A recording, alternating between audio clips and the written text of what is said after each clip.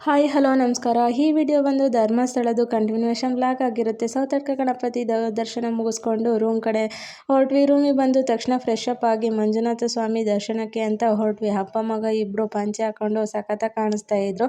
ಅದರಲ್ಲೂ ನನ್ನ ಮಗ ಅಂತೂ ಸೂಪರ್ ಅಲ್ವಾ? ನೀವೇ ಕಮೆಂಟ್ ಮಾಡಿ ತಿಳಿಸಿ.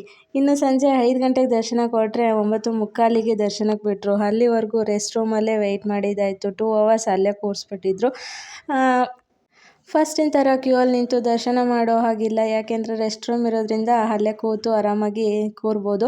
ಆದರೆ ಕೂತ್ಕೊಂಡು ನಮಗಂತೂ ತಲೆನೋವೇ ಬಂತು. ಆದರೆ ಆ ಮಂಜುನಾಥ ಸ್ವಾಮಿ ದರ್ಶನ ಮಾಡಿದ ತಕ್ಷಣ ಎಲ್ಲ ತಲೆನೋವು ಮಾಯ. ಅದೇ ಅಲ್ವಾ ದೇವ್ರ ಶಕ್ತಿ ಅಂತಂದರೆ.